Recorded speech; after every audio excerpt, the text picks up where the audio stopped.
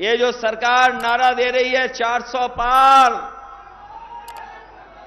इन्हें पता नहीं है मुजफ्फरनगर, कैराना, मेरठ, बिजनौर, नगीना, सहारनपुर नारा लग रहा है 400 हार, 400 पार नहीं।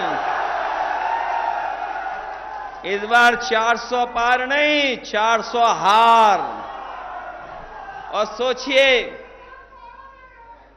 जिस सरकार के खिलाफ किसान खड़ा हो जाए और जिस सरकार के खिलाफ नौजवान खड़ा हो जाए, बताओ वो सरकार निपट जाएगी कि नहीं निपट जाएगी? और हम तो अपने नौजवानों से कहना चाहते हैं, ये सरकार रहेगी न नौकरी मिलेगी न रोजगार मिलेगा, और अगर ये और आ गए सरकार में तो आपकी शादी भी नहीं होगी, बिना शादी के रहना पड़ जाएगा। बताओ, आंकड़े पढ़ लिए कि 80% नौजवान बिना नौकरी का है, बिना रोजगार के है। बताओ, जब नौजवान बिना नौकरी बिना रोजगार के होगा तो उसकी शादी कहां से होगी? ये बीजेपी वाले नहीं चाहते हैं कि हमारे नौजवान, उनका भविष्य बेहतर हो, उनके सपने पूरे हों। पहले जुमला लेके आए थे, अब गारंटी लेके आ गए हैं। अगर जुमला और गारंटी भाई भाई हैं तो जुमले भाई से गारंटी 10 साल बड़े भाई हैं। है 10 साल बड़ी गारंटी के नहीं है?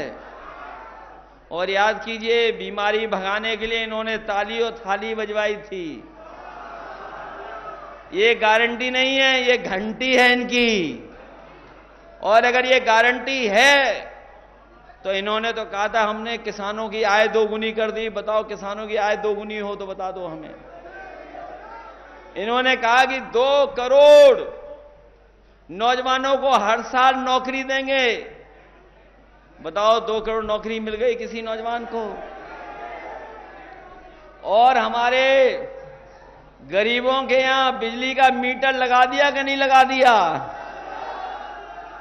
सर, ट्यूबवेल पर लग गया मीटर कि नहीं लग गया? और कभी कभी नौजवानों से मैं कहूंगा, बीजेपी के एक नेता आए थे बहुत नंबर 2 वाले, नंबर 1 पे दूसरे, नंबर 2 पे दूसरे नेता हैं। 2 नंबर पे जो नेता हैं, 2 नंबरी नेता, क्या कह के गए थे आपसे कि हम बिजली माफ कर देंगे? बताओ, बिजली माफ हो गई आपकी क्या? और ये बिजली माफ भी कैसे करेंगे? मैं आपसे कह करके जा रहा हूं, और बीजेपी वाले बताएं और हमारे पत्रकार साथी सही कर दें अगर हम गलत बोल रहे हो तो। उत्तर प्रदेश में पिछले 10 साल से एक भी बिजली का कारखाना नहीं लगाया है। एक भी बिजली का कारखाना इस सरकार ने नहीं लगाया। और अगर लगाया होता तो हमें बता दे कि कौन सा बिजली का कारखाना लगाया इन्होंने। इसलिए साथियों, मैं आप सबसे निवेदन और अपील करने आया हूं, इनके पास जुमले के बाद गारंटी है, और हमारे पास उदाहरण है कि हम लोगों ने काम कर करके दिखाया है। वैसे तो हरिंदर मलिक जी आपके बीच के हैं, यहीं पढ़े लिखे बड़े और दुख दर्द से लेकर के हर तकलीफ परेशानी में आपके साथ रहे।